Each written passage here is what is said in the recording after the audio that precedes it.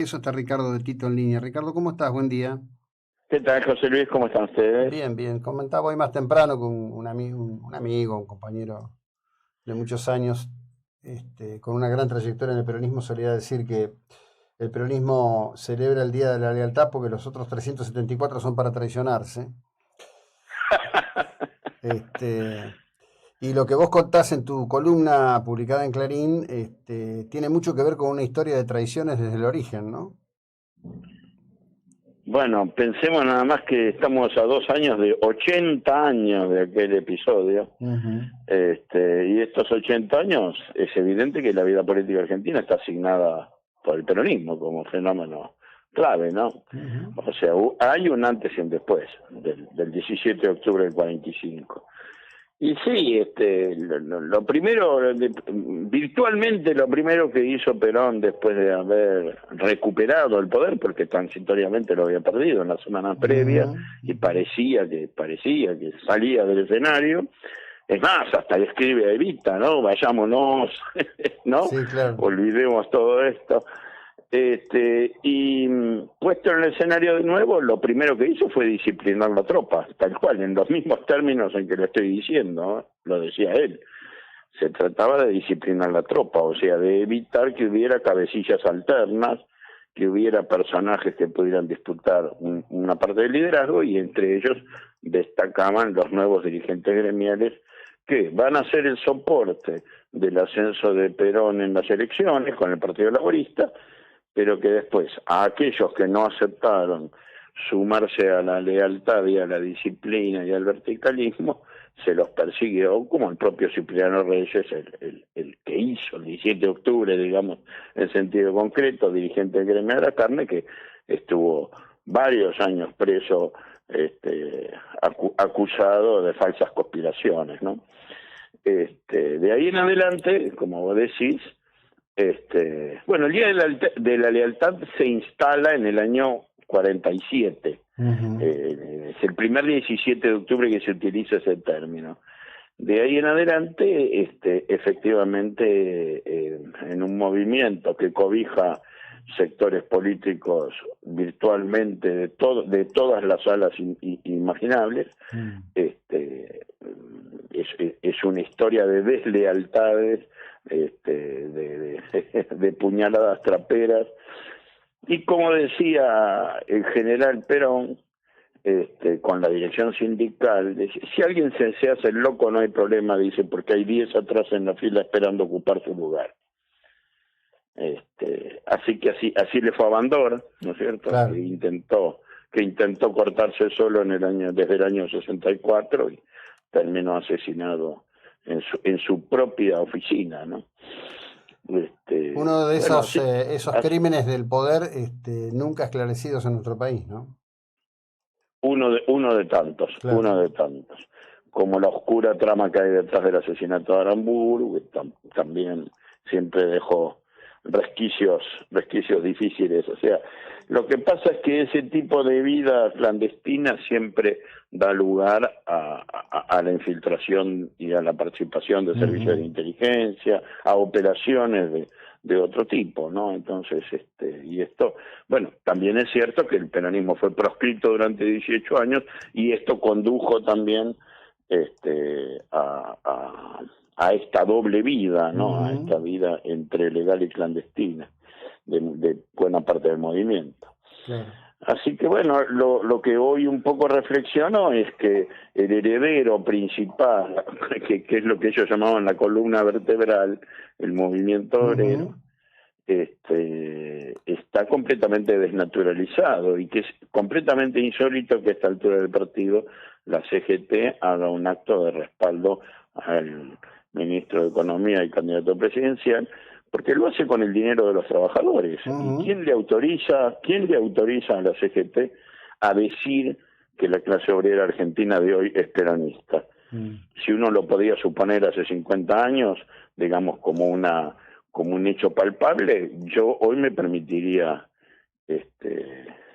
sospechar que no es así, y mucho menos en el voto, ¿no?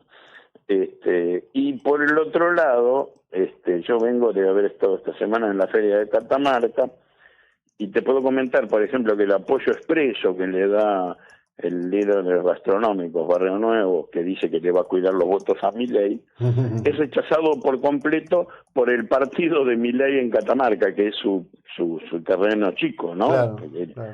Es de allá, y están en contra del acuerdo con Barrio Nuevo, porque en Catamarca todo el mundo conoce a Barrio Nuevo, digamos. Bueno, lo curioso es que, digamos, Barrio Nuevo es conocido en todos lados, ¿no? Inclusive recibió un vuelto bastante interesante y tiene una situación ahí penal muy complicada con el manejo de la obra social de un gremio que nuclea gente del rubro seguridad que él estuvo manejando por más de 5 años, controlándolo, poniendo los interventores y demás, ¿no? Eso es como bastante curioso en líneas generales, pero me gustaría abordar de lo que vos significás en tu columna, es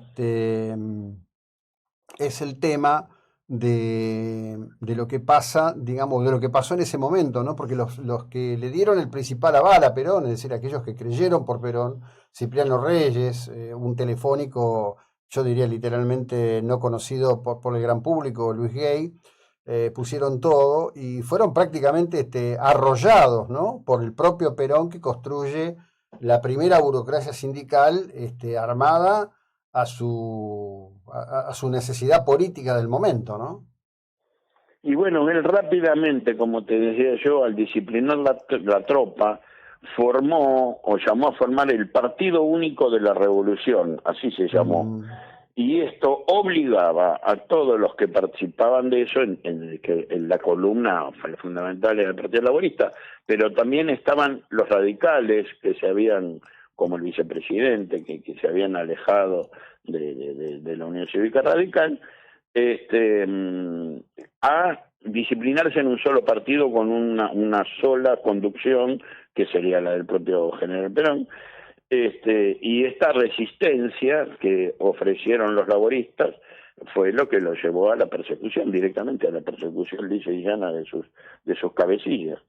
Efectivamente, digamos, necesitó, o sea, así como por un lado utilizaba la movilización obrera como una forma de chantaje y de presión frente a diversas cuestiones, así a la vez las encorsetó con una burocracia que no vaciló en usar la violencia contra sus propias bases o contra los dirigentes que clamaran o pidieran una mayor democracia en los sindicatos, ¿no? Y lo que se olvida muchas veces es que todos creen, no, la mayoría de la gente cree que las obras sociales son propias de la época de Perón, y eso no es cierto. Las obras sociales se crearon y le dieron esa enorme caja a la burocracia sindical el gobierno de Onganía en el año 1970. Fue Onganía quien fijó las leyes de las obras sociales. Antes no existían las obras sociales sindicales. Entonces, y ahí es donde está la caja que permite que haya dirigentes sindicales multimillonarios, y yo creo, por ejemplo, esto de Barrio Nuevo con Milei, que apunta a que Barrio Nuevo maneje esto que se habla del proyecto de generar la libreta de trabajo en varios gremios, como existe la libreta en el gremio de la construcción, y que sería un fondo impresionante de dinero manejado nuevamente por estos aristócratas obreros, ¿no es cierto? Sí, bueno, ahí hay dos presentes griegos que nos dejó el Onganiato, ¿no? Que son justamente las obras sociales y el PAMI. Sí, tal cual. El tema de la salud fue reorganizado, y fue reorganizado cuando ya Onganía estaba en retirada, muy poquito antes de su renuncia. Así que, y esto habla justamente de una connivencia que bueno, es lo que le costó la vida a Bandor, porque Bandor se puso la corbata para participar de la asunción del gobierno de Onganía en el año 66.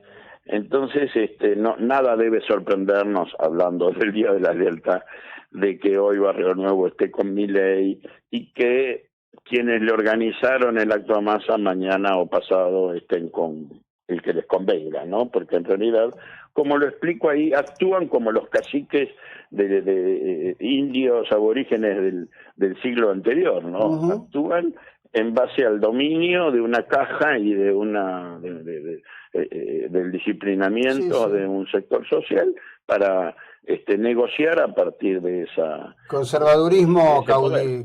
caudillejo del grado más rancio. Como siempre, te agradezco el tiempo y la ilustración que nos dedicas. Un abrazo a la distancia, muy amable. Un abrazo grande, ¿eh? Bueno, Saludos para todos. Ricardo de Tito, historiador.